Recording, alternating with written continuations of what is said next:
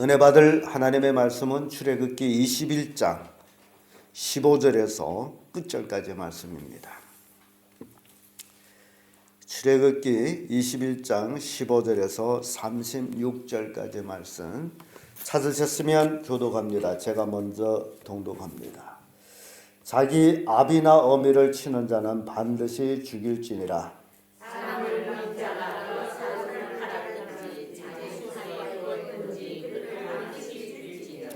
그 아비나 어미를 저주하는 자는 반드시 죽일지니라.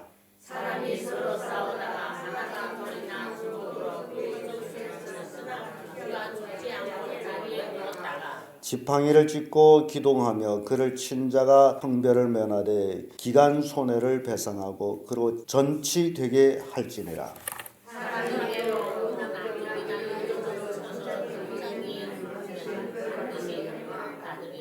그가 일어나 이 일을 연명하여 형벌을 멸하니 그는 상전이 금전임이니라.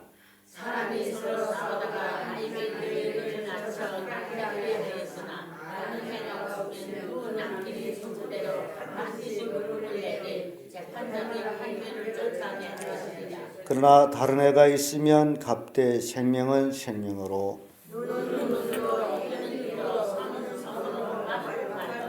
데운 것은 데움으로 상하게 한 것은 상함으로 때린 것은 때림으로 갚을지니라. 사람이 그 남편이 한 눈이나 여종이 한 눈을 쳐서 상하게 하면 그 눈에 양력을 넣을 것이며 그 남종이 한 이나 여종의 한 이를 쳐서 빠뜨렸으면 그 이 대신에 그를 놓을지니라.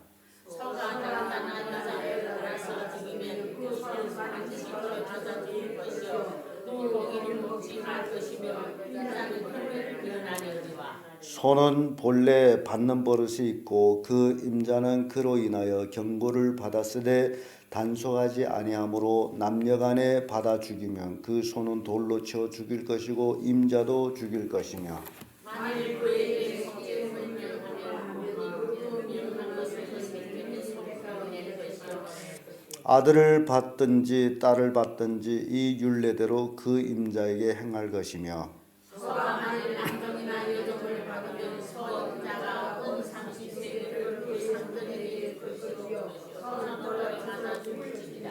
사람이 구덩이를 열어놓거나 구덩이를 파고 덮지 아니하므로 소나 나귀가 거기에 빠지면 그 구덩이의 주인이 잘 조사하여 짐승이 인자에게 돈을 줄 것이요 죽은 것은 그가 차지가 될 것이니라.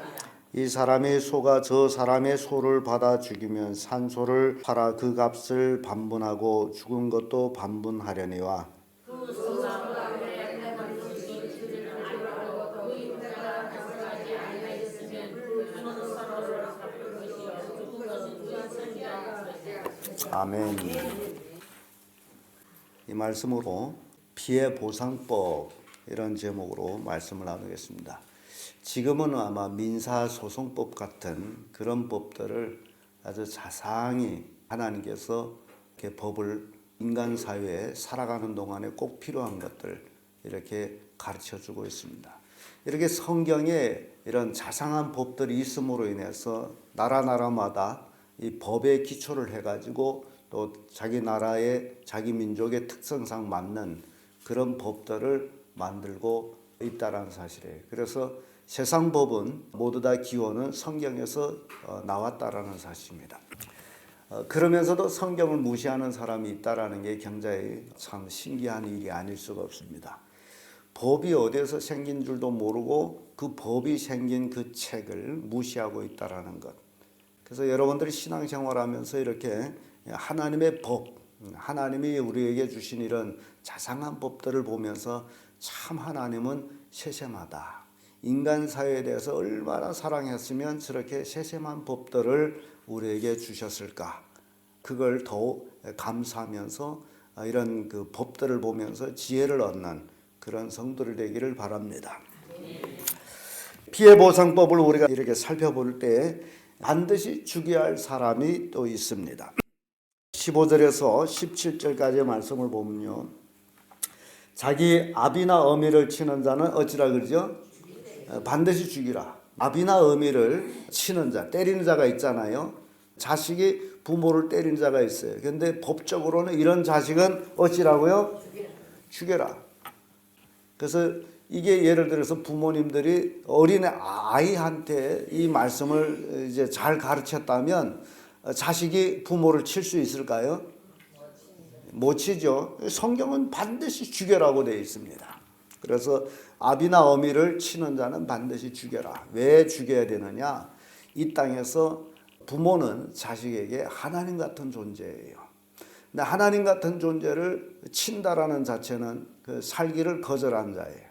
반드시 죽여버려야 될 그런 상황입니다. 그리고 16절에 사람을 후린 자, 그 사람을 반드시 죽여라. 사람을 납치하거나 또는 유괴하거나 이런 자들. 그래서 납치해서 유괴해서 팔거나 또 자기 종을 삼거나. 성경은 이런 후린 자를 어찌라고요? 죽여라. 성경법대로 하면 이런 일이 없어요. 죽여라. 후린 자를 반드시 죽여라. 그 다음에 또 어떤 자를 죽여야 되느냐. 17절에 와보면요. 그 아비나 어미를 저주하는 자는 반드시 어찌라? 죽여라. 부모를 저주하는 자는 어찌라? 반드시 죽여라. 이게 죽일 법이에요. 인간 사람. 그러니까 이 세 가지는 반드시 죽여라. 살려둘 사람이 아니라는 거예요. 그런데 이런 자들을 살려두고 있기 때문에 세상은 어지러지고 있다는 거예요. 그래서 여러분들이 자녀 교육을 이렇게 시킨다면 아주 훌륭한 자녀들이 될 겁니다. 부모에 대들지 아니하고 저주하지 아니하고 이런 걸 가르치지 않고 있기 때문에 자식들이 오히려 부모를 저주하고 그런 모습을 보게 되죠. 신명기 24장 7절의 말씀 보면 사람이 자기 형제 곧 이스라엘 자손 중에 사람을 후려다가 그를 부리거나 판 것이 발견되거든 그 후린 자를 죽일지니라. 후린 자는 반드시 죽여라. 이게 악이에요. 악. 디모데전서 1장 9절에도 알 것은 이것이니 법은 옳은 사람을 위하여 세운 것이 아니요 오직 불법한 자와 복종치 아니한 자와 경건치 아니한 자와 죄인의 예면 거룩하지 아니한 자와 망령된 자면 아비를 치는 자와 어미를 치는 자면 살인한 자면 이런 악한 자들 때문에 뭐가 필요하다고요? 법이 필요하다. 그래서 실상은요 악한 사람이 많지는 않아요.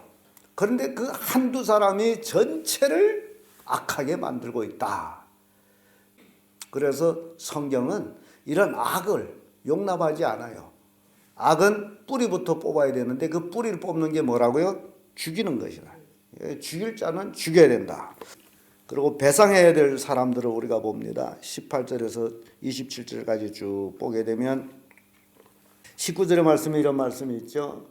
지팡이를 짚고 기동하면 그를 친 자가 형벌을 면하되 기간 손해를 배상하고 그로 전치되게 할지니라. 사람을 싸우다가 다른 사람을 상하게 했는데 죽지는 않았어요. 그러면 형벌은 면하지 않아요.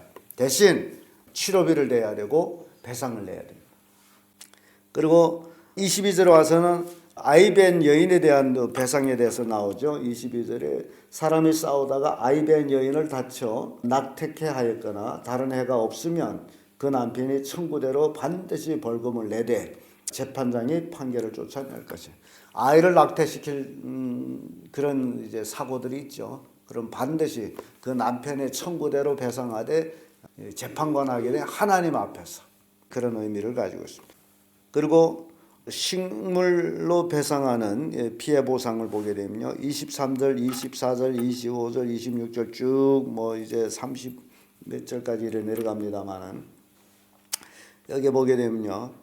23절에 와서 생명은 생명으로, 눈은 눈으로, 이는 이로, 손은 손으로, 발은 발로, 데운 데는 데움으로, 상하게 한 것은 상함으로, 때린 것은 때림으로 이제 배상하는 법. 그래서 예수님도 너희가 눈은 눈으로, 이는 이로 갚으라는 들었다 인용하고 있습니다. 이 율법이 가장 무서운 것은 눈은 눈, 이는 이. 때림은 때림으로, 배움은 배움으로. 혹 부주의로 다른 사람 눈을 다치게 했어요.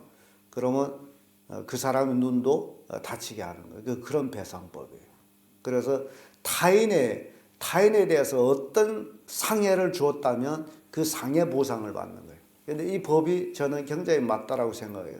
상해 보상을 안 하기 때문에 사람들은 마구 사람을 때리고 피해를 주고 그러고 있단 말이죠. 그러나 하나님의 법 쪽에서는 마구 때렸다면 때린 대로 때림을 맞아야 되고 육체를 상하게 했다면 그 상하게 한 대로 자기가 이제 갚아야 되는. 남의 눈을 망가뜨렸더라면 자기 눈도 송곳을 걷고 팍. 이를 빠뜨렸더라면 망치를 들고 와서 입 벌려. 손목을 어떻게 상하게 했다면 손목 내놔. 그러니 여러분 생각해 보세요. 남을 상하게 할 수 있어요? 남을 상하게 하는 것이 곧 나를 상하게 하는 것이다. 이게 바로 그 법이에요. 그런데 이런 법이 실시되는 이스라엘 안에서 얼마나 백성들이 평안하게 살 수 있었을까? 네가 있다 해서 네가 힘이 있다 해서 절대 그러지 못한다. 얼마나 좋은 법이에요. 그리고 또 33절에 이래 와 보면 사람이 뭘 하다가 구덩이를 파놨는데 거기 구덩이에 소나 빠졌어요. 그러면 그 반드시 그 구덩이를 잘 처리 못한 사람은 소가 죽었다면 소로 배상해야 돼. 그 배상법에 그 반드시.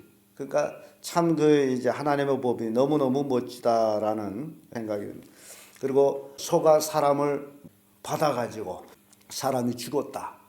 사람이 죽었으면 그 소가 본래 받는 버릇이 있는데 주인이 단속 안 했다. 그러면 그 주인도 어찌라? 죽여라. 소가 그랬지만은 소임자가 죽어야 돼. 레위기 24장 20절에 보면 파상은 파상으로 눈은 눈으로 이는 이로 갚을지니라.